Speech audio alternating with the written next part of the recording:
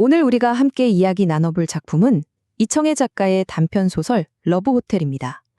한 중년 여성의 마음속을 아주 깊숙이 들여다보면서 나는 누구인가, 내 존재의 의미는 무엇인가 하는 그런 씁쓸하면서도 아주 중요한 질문을 던지는 소설이죠.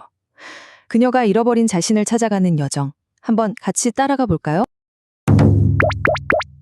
와, 이 문장 정말 강렬하지 않나요?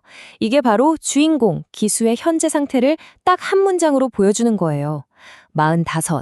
이제 인생에 뭐 새로운 모험이나 기대 같은 건 하나도 없고 그냥 스르르 내리막길을 걷는 일만 남았다고 느끼는 거죠. 삶이 사실상 끝나버렸다는 거대한 공허함이 그녀를 통째로 삼키고 있는 겁니다.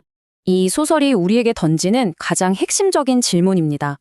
평생을 가족을 위해 살았는데 문득 거울을 보니까 나라는 사람은 온데간데 없이 사라진 것 같은 기분.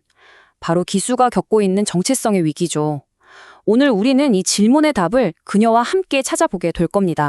자, 그럼 첫 번째 파트에서는요, 기수의 텅 빈 하루를 한번 따라가 볼게요. 과연 그녀의 일상은 어떤 모습일지, 의미를 잃어버린 삶이 얼마나 숨막히는 단조로움에 갇히게 되는지 말이죠. 보세요. 새벽같이 일어나서 밥하고 도시락 싸고 청소하고 정말 쉴 틈이 없죠? 근데 진짜 무서운 건 뭔지 아세요? 이 모든 걸 하면서 힘들다, 슬프다 이런 감정조차 없다는 거예요. 그냥 기계처럼 아무 생각 없이 몸이 저절로 움직이는 거죠. 이건 더 이상 일이 아니라 그냥 그녀 자신이 되어버린 무감각한 습관일 뿐입니다. 이게 바로 기수가 처한 위기의 핵심이에요. 아내, 엄마라는 역할이 기수라는 한 사람을 완전히 지워버린 거죠. 이제 그 역할들은 그녀를 보호해주는 갑옷인 동시에 그녀를 움짝달싹 못하게 가둬버린 감옥이 된 겁니다. 자, 그럼 이렇게 텅 비어버린 기수에게도 찬란했던 시절이 있었을까요? 당연하죠. 지금의 잿빛 현실과는 너무나 다른 꿈 많던 과거로 한번 가보겠습니다. 어쩌면 이 기억 때문에 지금이 더 아프게 느껴지는 건지도 몰라요. 그녀의 기억 속에는 이런 풍경이 있어요.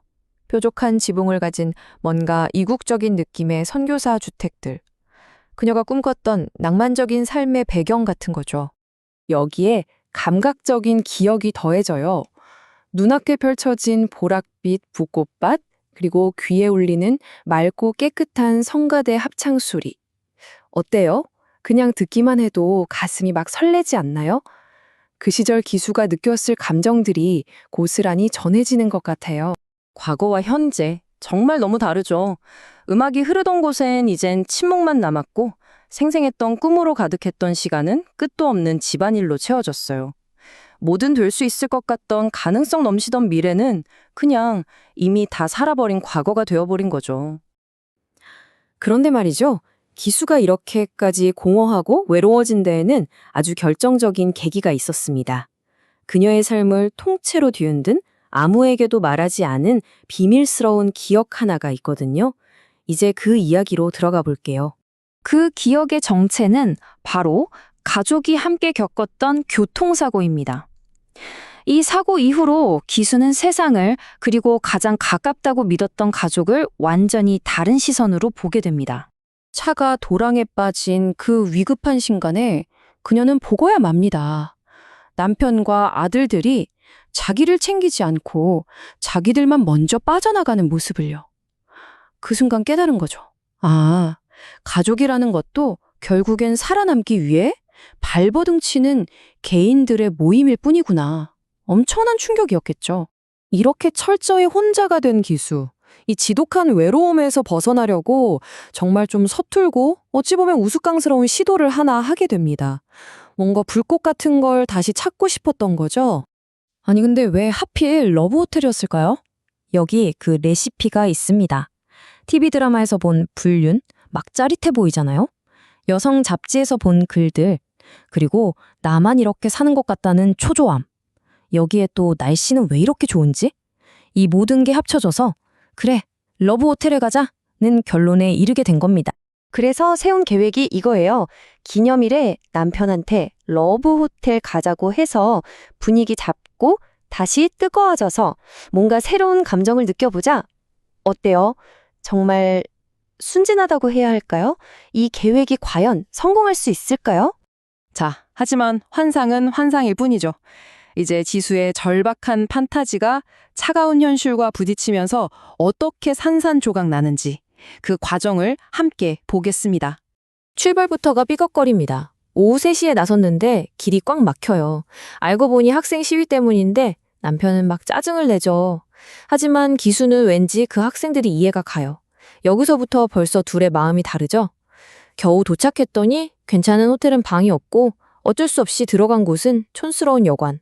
심지어 밥 먹고 방에 돌아오자마자 남편은 뭐다? 바로 골아 떨어집니다. 정말 총체적 난국이죠. 그래도 기수는 포기하지 않아요. 오는 길에 샀던 보랏빛 붓꽃을 물병에 꽂아둡니다. 이 초라한 방 안에 놓인 그녀의 마지막 꿈 조각인 셈이죠. 어떻게든 이 현실에 의미를 붙여보려는 정말 애처로운 몸부림이에요. 결국 그녀는 깨닫고 맙니다. 아, 이 사람들이 내 꿈을 가지고 장사를 했구나. 이 모든 낭만적인 분위기, 환상들, 전부 다 나처럼 간절한 사람들의 욕망을 이용해서 돈을 버는 상술이었던 거예요. 그야말로 뒤통수를 맞은 기분이었겠죠. 모든 환상이 깨진 후 기수는 어떻게 했을까요? 이제 이야기의 마지막, 그녀의 쓸쓸한 귀향길을 따라가 보겠습니다. 정말 웃기면서도 슬픈 장면인데요. 한밤중에 남편을 깨워서 집으로 돌아가요.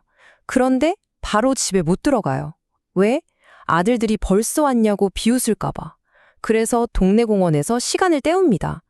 이 실패한 여행의 끝에서 부부가 공유하는 건 낭만이 아니라 이 어색한 민망함 뿐이었던 거죠. 그리고 아주 중요한 행동을 하죠. 그 붓꽃 호텔방에 그냥 두고 나옵니다. 자신의 젊은 날, 그 모든 꿈과 환상을, 그 꿈이 산산조각난 그 방에다가 미련 없이 버리고 나오는 거예요. 이제 정말 끝이라는 걸 받아들이는 거죠. 이 마지막 문장이 정말 많은 생각을 하게 만들어요. 아무도 남이 되어줄 수 없다. 결국 인간은 혼자라는 거죠. 그런데 바로 그 홀로 있음 때문에 각자의 존재가 더 소중하고 아름다운 것일지도 모른다는 그런 역설적인 깨달음을 얻게 되는 겁니다. 자, 이렇게 기수의 이야기는 끝이 납니다. 그럼 우리에게는 어떤 질문이 남을까요? 드라마나 광고가 속삭이는 달콤한 환상들이 모두 사라지고 난 뒤에 우리는 텅 빈 현실에서 뭘 붙잡고 살아가야 할까요? 이건 비단 기수만의 이야기는 아닐 겁니다. 어쩌면 오늘 우리 모두에게 던져진 질문이 아닐까 싶네요.